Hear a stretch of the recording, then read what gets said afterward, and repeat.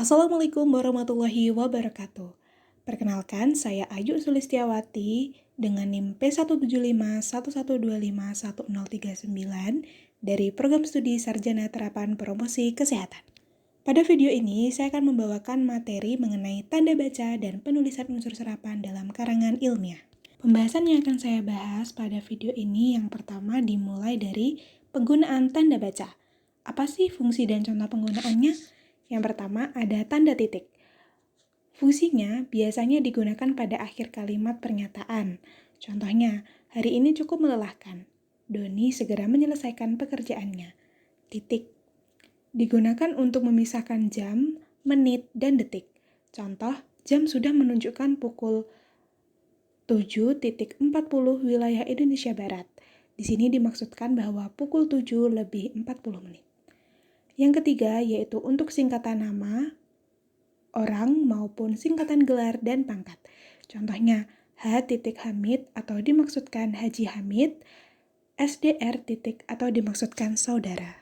Tanda titik memiliki fungsi dan contoh yang banyak, namun pada video ini saya hanya mengambil beberapa untuk contoh. Yang kedua yaitu koma.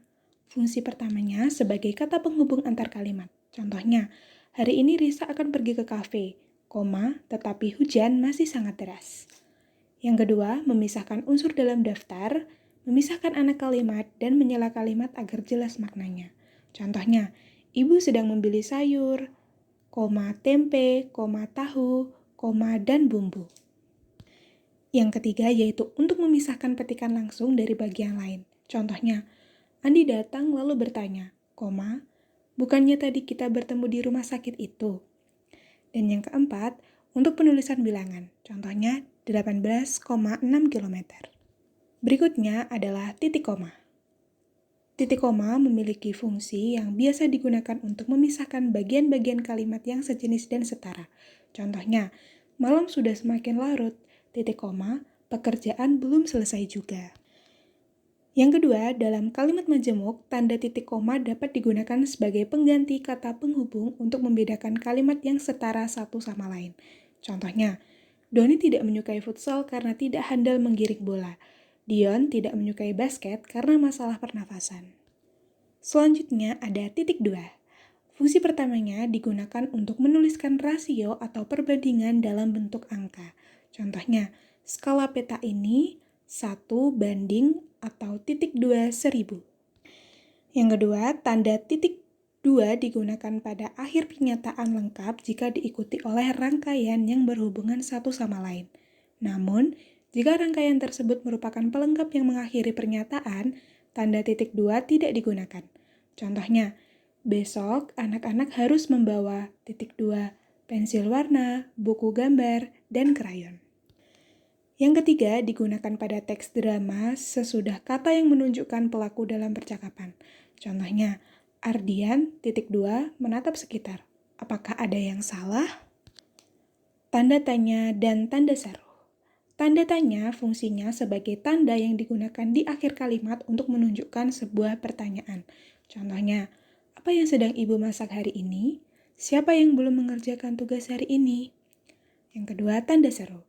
Tanda seru digunakan untuk mengakhiri kalimat yang menunjukkan kekaguman, kesungguhan, perintah, seruan, atau emosi yang kuat. Contohnya, hati-hati ya, awas lantainya licin. Kamu dipanggil ke ruang BK sekarang juga. Dan berikutnya ada tanda petik, tanda kurung, tanda hubung, dan tanda pisah. Tanda petik digunakan untuk mengapit kutipan langsung atau kata yang disorot. Contohnya, Pak Ridwan berkata, tanda petik, baiklah, pertandingan besok akan kami undur karena adanya kendala cuaca. Lalu diikuti tanda petik lagi. Tanda kurung untuk menyisipkan keterangan tambahan. Contohnya, Rara tinggal di Jakarta. Buka kurung, ibu kota Indonesia, tutup kurung. Tanda hubung digunakan untuk merangkai kata ulang, unsur kata majemuk, dan menyambung tanggal. Contohnya, anak-anak, alun-alun, atau tanggal 20 bulan 12 tahun 2027. Tanda pisah untuk memisahkan bagian kalimat sebagai penegasan atau pengganti kata yaitu serta dalam dialog. Contohnya, dia pergi ke pasar, tanda pisah, padahal hujan deras. Atau contoh-contoh dan penggunaannya bisa teman-teman perhatikan pada kalimat yang sudah tertera di PPT. Selanjutnya, B. Kesalahan umum dalam penggunaan tanda baca dalam teks ilmiah. Salah satu kesalahan paling umum dalam penggunaan tanda koma adalah menggunakannya terlalu berlebihan, kurang, atau di tempat yang salah sehingga mengganggu kejelasan kalimat. Kesalahan dalam penggunaan tanda titik, seperti titik yang tidak digunakan untuk mengakhiri kalimat lengkap atau digunakan di tempat yang salah. Salah penempatan atau tidak lengkap dari kutipan ilmiah atau penggunaan tanda petik. Kesalahan penggunaan tanda hubung yang tidak sesuai aturan, misalnya dalam menggabungkan kata atau pemenggalan kata. Kesalahan pada penggunaan tanda titik dua, titik koma, dan tanda kurung juga sering terjadi, terutama dalam tulisan siswa. Pembahasan yang kedua yaitu terkait unsur serapan. Pengertian unsur serapan.